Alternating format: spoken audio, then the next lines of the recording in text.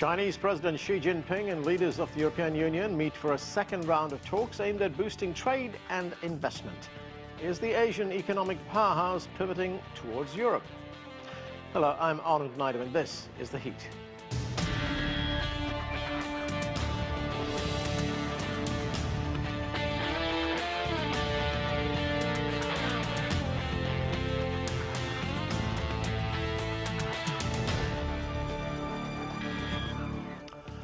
Frank and open, that's how European Union officials describe the latest round of talks with China, the second video meeting in less than 3 months. And while differences remain on a number of issues, the two sides agreed to try and finalize an investment deal by the end of this year.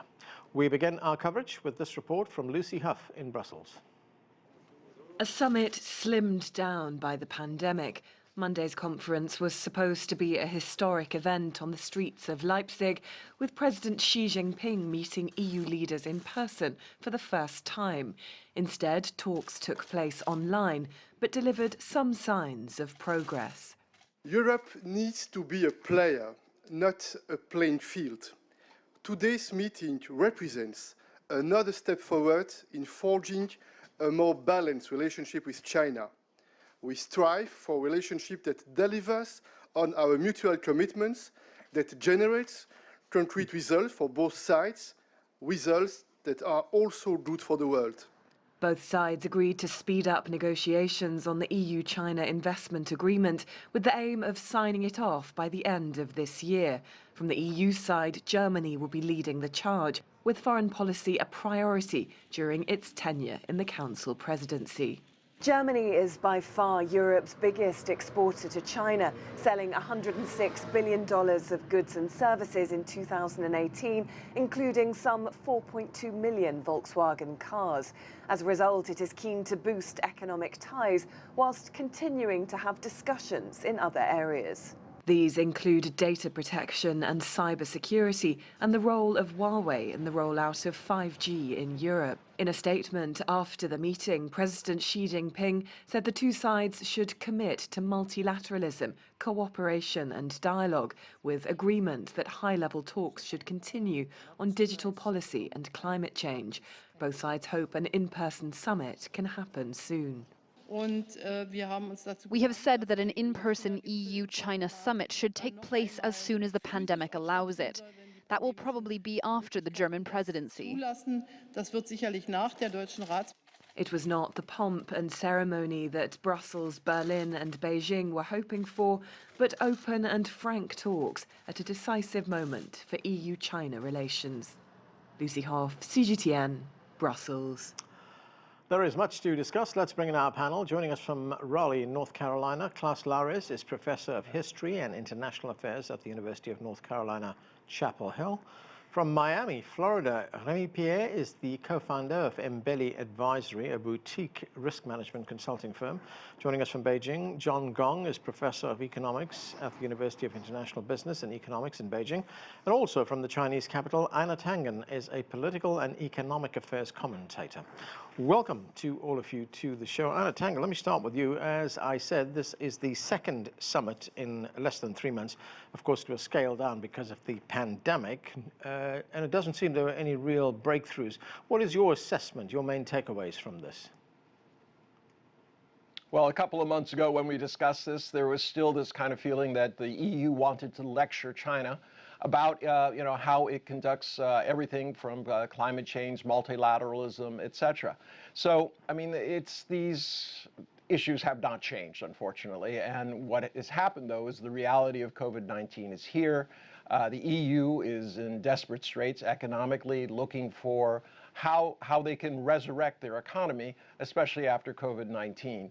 So the issues are very difficult. It is inching forward. There was an agreement about, keeping these kind of geographical brands, 100 on China's side, 100 on the EU side, basically things like Champagne and different areas where there are geographical locators. But there's a lot more work to be done, and there are a lot of friction areas between everything from how you go about the process. In essence, it's kind of an existential issue because the EU recognizes that China's success is based on a different system, and they're trying to get to grips with that. All right, let's go to Miami. Remi Piet, the two sides have some major differences. This is the European Commission President, Ursula von der Leyen. She's talking about the need for a more balanced trade relationship with China. Let's listen to her. We expect that the market access barriers in China will be removed, especially for future and emerging digital technologies. They are the core of our economies. It's telecommunication, it's computer sectors, it's health, biotechnology, and the new energy vehicles and transport. We see that our investors just face too many barriers in these key sectors. How do you see this, Remi? What are the major obstacles here? Well, definitely there is a rift of positions between the Chinese side and the European Union side. However, we have to underline the fact that there's a real desire to move forward and continue talks. I mean, it is the second event in just a couple of months. There's already talks about the future summit that could happen in December. So you could see that discussions about trying to mend off or trying to understand what would be the process to arriving to this investment agreement that is definitely the position on which the European Union is standing firm. And basically what we've seen over the last few years were potentially a Chinese foreign policy that was trying to play countries in the European Union against some others, a very strong position and partnership with Italy especially, but Italy has seen a change of government recently, relationships that were different depending on different countries through the Belt and Road Initiative. But they have seen over the last few months that actually the European Union is standing strong as it does in Brexit negotiation against with the United Kingdom. It does the same in terms of its approach towards China, and a position that has really changed over the last few years. And you're seeing even industrial leaders such as the CEO of Siemens that took a position that was antagonistic towards China, and that's not a traditional position from industrial leaders in a country where Germany, where the largest economic partner is China. And you're seeing obviously some kind of a strong alliances between economic actors and political actors at the end of this president administration and political power of Angela Merkel now assuming the presidency of the European Union, but also in consultation with President Macron and with other key European leaders such as van der Leyen and Charles Michel. Klaus Larres, these two sides have been working towards an investment deal since 2013, but one of the major concerns of the European Union is market access in China. Do you see an investment deal bringing the two sides closer on that? Yeah, I think the summit wasn't actually all that bad. I think it was, as far as it goes, it was quite a constructive summit. And I don't think one can say, it was just said here a few minutes ago, that Europe is desperate for a deal with China. The Chinese are also desperate for a deal with Europe. It actually goes both sides. Both sides have increasing difficulties with the United States, particularly as long as Trump is in office. And so they are looking for other partners, and they have had a good constructive relationship in the past, though in the last few years that relationship has suffered, and particularly in the last few months. And I think that summit really was something like a new beginning, and the agreement to move towards an investment agreement perhaps by the end of the year, this year in December, I think that is quite good and quite constructive. And I think the ball is in China's court. China needs to make concessions for opening up its market to European countries. And I think that has been seen by the Chinese team, and Xi Jinping actually agreed that negotiations should be expedited, and that seems to indicate that Xi wants to really put his own personal weight behind the trade negotiations so that an investment deal can be achieved in December. So I think that actually was a very constructive summit. Of course, the devil is in the detail, and on the European side you have a lot of promise fatigue, but I hope this time around these are not just empty promises, but that actually there will be something like a good constructive agreement which benefits both sides. And the Europeans, of course, as you rightly say, they want to have much larger market access to the Chinese market, basically on the same level as the Chinese enjoy in Europe and other Western countries. John Gong, is the ball in China's court right now? Well, I think we have to consider the general background here, that in the wake of the very long, over 2 years, Sino-US trade war, and then followed by the pandemic, I think there's a general trend towards more opening up in China. I think this is the kind of a political macro background that this BIT negotiation is taking place against. So I think what President Xi said at the meeting, I concur with the previous guest that what he said at a meeting that China is striving for reaching a deal by the end of the year means that there's a real hope that it can indeed be reached. I mean, this is something that he's not going to say easily. When he says that, that means that China is ready for making concessions. I think my understanding of this agreement is that what European wants is something quite equal, the same kind of market opening up at the same level as what's happening in the European Union market. Right. And China hopes to reach somewhere in the middle ground. Sorry. Yeah. And the thorny issue here is really with respect to the state-owned enterprises and a whole list of policies, industrial policies, with respect to that sector of the economy. And I think that's the thorny point. And I think there will be somewhere they can reach because after all, Europe also has a large share of state-owned enterprises. Yeah. John, one other thing, we heard President Xi Jinping talk about these principles, 4 principles, in this quest to strengthen relations between the EU and China, talking about coexistence, opening up and cooperation, multilateralism, as well as dialogue and consultation. Of course, these are lofty goals, but do you think they can be achieved? Because the EU also sees China as, to use the words of the Commission President, Ursula von der Leyen, as a systemic rival. Well, I think what he said is mostly general principles, political issues. The difficult thing here is that the boundary between a talk over business deals, over agreements regarding commerce and investment, it's kind of difficult to separate from political issues. And I think there's some voice I've read here in China that they're accusing the European side of trying to bring political issues to the negotiating table. And that's something kind of difficult from Chinese position. Yeah. So I think I'm trying to read into what President Xi said. And I suspect that he's probably referring to something like that, that we should stick to a investment agreement. This is a BIT. It's a business investment treaty. So, let's talk about business here. That's what I'm thinking here. Yeah. Einar Tengen, it wasn't all tough language. I mean, Ursula von der Leyen also said that there is very little chance of reshaping the world, the future, without a very strong relationship between the European Union and China. That's quite a different tone from the one we hear from Washington, isn't it?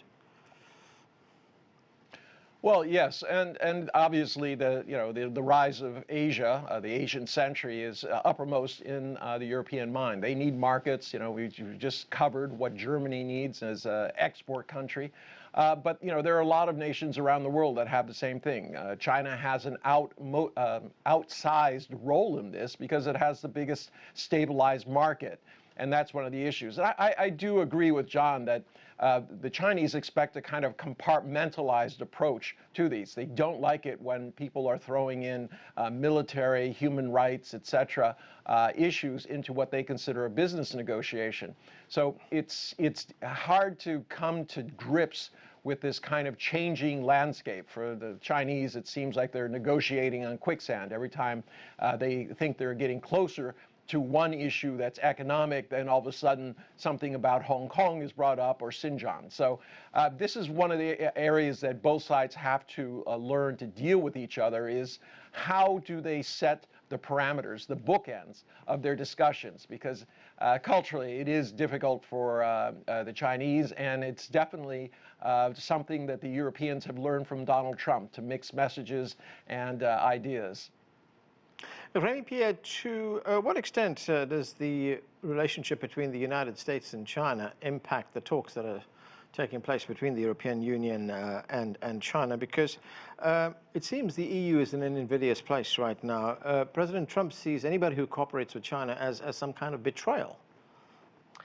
Well, it is important, but it's important should not be overstated either. I mean, obviously, it is part of the equation for China whether or not it makes sense to push towards more collaboration with the European Union, and it does, because one of the biggest, threat for China would be an axis between Washington and Brussels against China, furthering even more the kind of trade cold war that we're seeing. So on this element of international geopolitics, it does have an additional incentive to better and stronger relationship between China and Europe. Now, what's important to see is even outside of this international arena and the impact of the United States, there are clear rational elements that would push for more consultation between China and the European Union. What the European Union is pushing for is the issue of reciprocity. So basically the same rules that applies to Chinese companies that want to invest into public contracts in Europe, that should actually apply also to European companies in China. We're very far away from this situation in China, but that's what is requested by the European Union. On the other side, when you actually read regularly the Chinese press and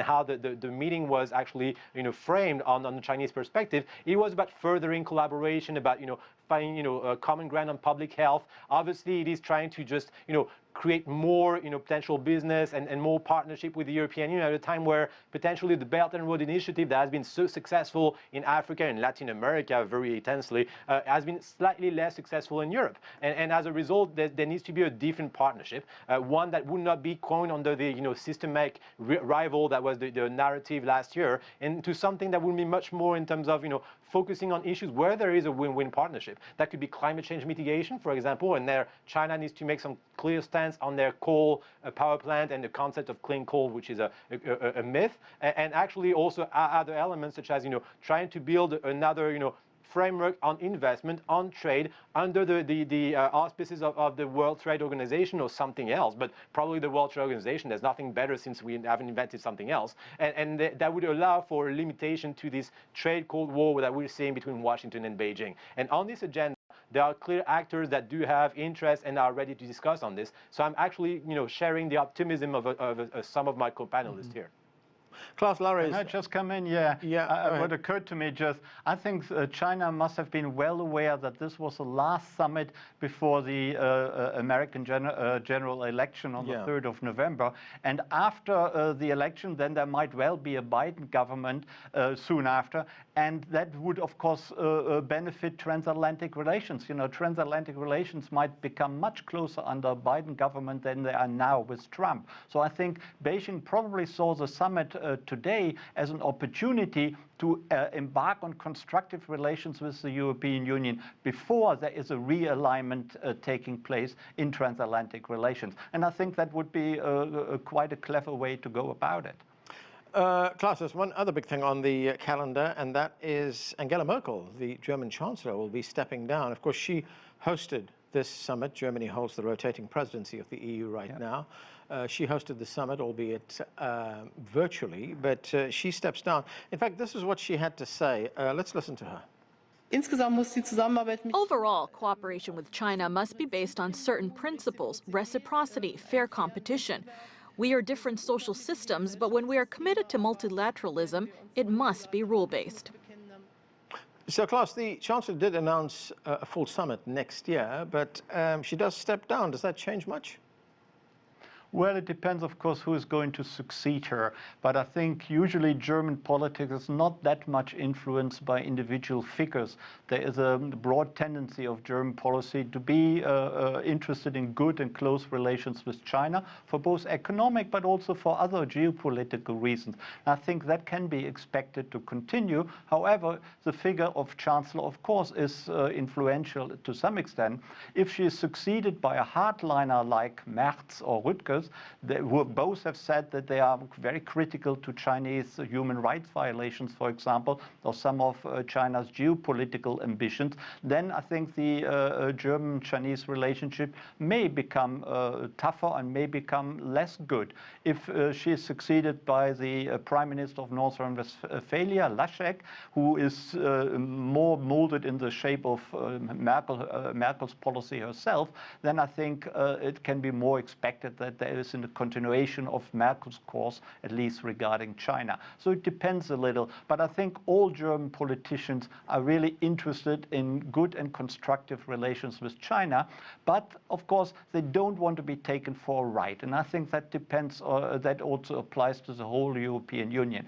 Everyone is interested in good and reciprocal relations, but no one wants to be exploited. And I think that investment treaty is all about not being taken for a ride, but to level the playing field and to make sure that on both sides the same rules apply. Be it subsidies, be it climate change, be it market access, and be it many other things. And I think that is the right way forward. But as von der Leyen has said, she isn't quite convinced that it's actually worth the European Union to enter into such an investment deal. So the Chinese need to come and deliver something. And I think that is the attitude of the EU. But I'm sure Beijing realized that and probably will make concessions. And I'm actually, after the summit, quite optimistic that by December we will get an investment treaty which actually will please both sides, and both sides will see as a good way forward and having, being a fair and constructive treaty.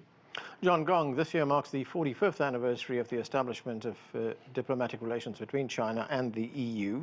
It's a huge relationship. The trade between China and the European bloc totaled $710 billion in 2019. So where do you see this relationship going?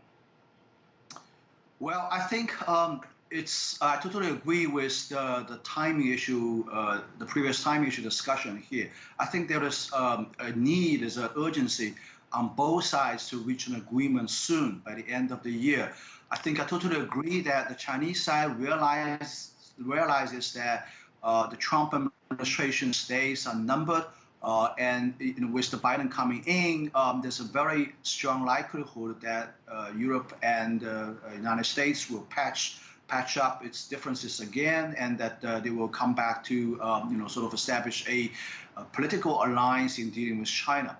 And I think also on the German side, there's also an imperative, because I think overall the China issue, the German companies' investment in China, the Germany-China relationship, business relationship, is one of the most important legacies left behind by Angela Merkel. And I think he has only a few months left before she is going to leave office. And I think this is definitely something she wants to achieve. It would be really, really a pity if this agreement is not going to be signed before her administration is over. Einar Tengen, one other development which we should not ignore, and that is the United States Secretary of State, Mike Pompeo. He paid a visit to Europe last month. Some analysts and commentators saw that as an effort to counter whatever growing influence China is having in Europe. Others believe that it was an effort to foster divisions between China and the European Union. What did you make of that visit and the reason behind it? Well, it's quite clear Pompeo doesn't like China, and he takes every opportunity to bash it. But I want to address something else here. The U.S. position, as has been noted, will probably change on November 3rd. And that's going to signal a different dynamic in terms of these negotiations. But I must say that, listening to this, it's sometimes a very paternalistic tone that you get from the European side. China must do this, China must do that. There's no indication of what the EU is willing to do on this side. Now, talking about a fair playing field, the EU is not a fair playing field. There are all sorts of subsidies there with Airbus, etc., agriculture. So this idea that somehow, this holier-than-thou approach is not constructive. And it seems that while, in this show, everyone keeps talking about the issues of reciprocity, then all of a sudden, whenever they're getting closer, there's this introduction of human rights issues, security issues, concerns about, quote, the South China Sea. Now, as I said earlier, it is very difficult to negotiate when you're standing on quicksand and you don't know exactly where firm ground is. And this is where China finds itself. The EU and China, yes, need each other. But quite frankly, China is embarked in this dual circulation initiative, which is going to put the domestic economy and consumption first. This is an opportunity for European firms, especially as consumption rises here. But they're no longer going to be as dependent on this kind of export-led drive, which means that the dynamics will change in the other direction as well. Can I just come in here? Yeah, sure. You have it. I mean, it's no wonder that at such a general summit like today, other issues than trade will be discussed. I think it would be very disappointing if the Europeans didn't bring up other conflict areas like the South China Sea, like human rights, like Xinjiang. But I think in the eventual investment treaty at the end, of course, that will focus on trade and investments and market access. And of course, China will also pay attention that it is not being discriminated against. Such a treaty has the advantage that both sides can negotiate well, and then both sides can level the playing ground. It's not just that only China is asked to make concessions. Of course, the Europeans also have to pay attention that they offer a level playing field. And I think that is the nicety of such an investment treaty, that both sides can actually agree on something and hopefully level the playing field for both sides. Remi Piet, you want to say something? Go ahead. Yeah, absolutely. I mean, I agree with the Larres comments and the issues that need to be brought to the agenda. They've been brought on the regular, rhythm, and they were brought actually yesterday. Whether you're looking at, the China South Sea or the Western China or the issues of Hong Kong, they've been mentioned during different talks. But the issue here is also to see where there are ground for common interest, and there are clearly ground for common interest. We're seeing, an agreement that were on the origins of goods in terms of trade here, and so although that's just a very small topic, it's something that shows that could be on small issues some key agreement to be able to protect the diversity of products from China, the diversity of products from the European Union, from copyright issues and others. Okay, so that's a small step, and then that's where you see the powerful approach from looking at issue linking of putting together trade with investment, having an agreement from different actors, and that's what has changed, especially in Germany, as was mentioning the CEO of Siemens, which is the head of the industrial power in companies in Germany, has shown also this position that were very clear. If you want to move forward with Europe without trying to give lessons and be arrogant about it, but it has to be on a clear set of rules. And those rules, whether I heard the issue of subsidies on Airbus or on subsidies on farming products, it is the case indeed, but those are regulated, and sometimes there are some decisions from the WTO on those and fines to different actors. There needs to be a set of rules in which different investors will feel secure into investing more money, and that will create value for both sides, both China and the European Union, into providing a good roadmap for international relations in a post-Trump administration, maybe. Okay, Einar Tengen, I've got 20 seconds. Your response to that? Well, I'm very happy to hear that the tone has changed from my colleagues, and that they recognize that this is trade is a two-way deal and has to be negotiated, not necessarily dictated. Okay, and that's where we have to leave it. Thanks to all of you for being with us. I'm Arnold Knight in Washington, D.C. Thanks for watching.